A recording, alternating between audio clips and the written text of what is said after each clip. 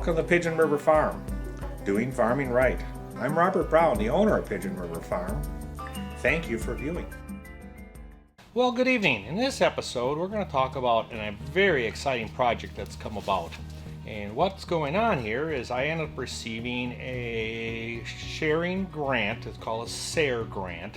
And so it's going to help fund a very interesting project I've been thinking about for literally decades.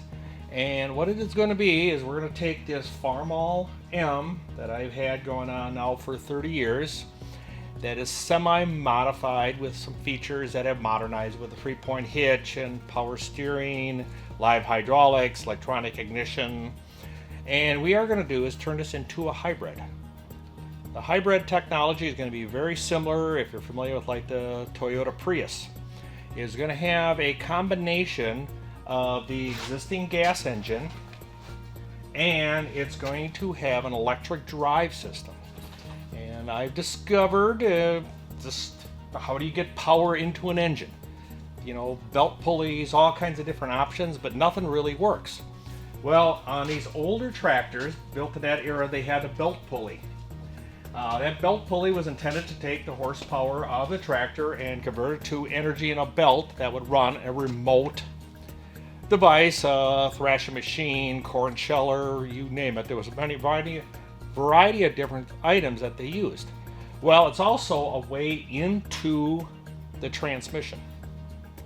And the ability, if you're in this particular case, we are between where will be the clutch housing right here and the top input gear to the transmission. And what we're going to be doing is we're going to be attaching an electric motor, a very high-powered electric motor that you'd use in building an EV car. Rack of batteries will get located on each side underneath.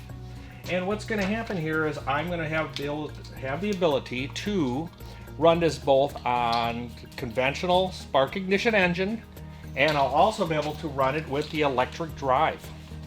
These two different methodologies here will give me the ability to have a super energy efficient system, being the electric drive system.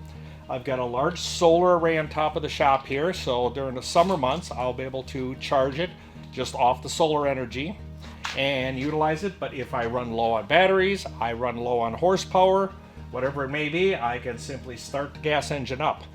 They'll simply be separated by the clutch. The engine won't be running, but the clutch will be depressed in an interlock, so it'll be an interlock design. The plan is for everybody on my YouTube channel to see this progress, and the approximate time is going to be about 9 months to get the thing completed. Unfortunately, we're heading up on winter, but just getting going on the project. So I think it's going to be pretty exciting, and one of the very first tasks we have to do is to verify the books to make sure that what we're reading is correct, because this is critical to setting up the motor. All the calculations that I've done are based on the gear ratio of this gearbox that is currently used to run a belt pulley. And so what we're going to be doing is we're going to take a timing light to look at our engine RPM, and I'm going to use a tachometer. So we are going to actually measure off this reflective material and determine what exactly is the belt pulley RPM versus the engine RPM. The most important criteria that I have to establish before I move forward. So let's get going.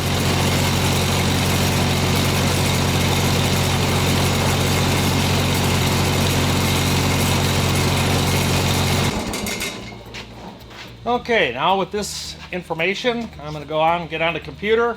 I'll determine the ratio, and that's the very first step that has to take place here, so I can get the electric motor to run in the optimum RPM range to match the engine's RPM range. Remember, I'm inputting here through what would have been an output. So that's key to the overall equation.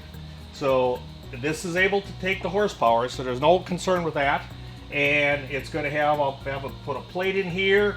I'll have the electric motor mounted. We'll have a rack of batteries here. It'll have a high voltage controller, and then it will have an interface. So I'll have to dust off my old software programming experiences, and get that dialed in.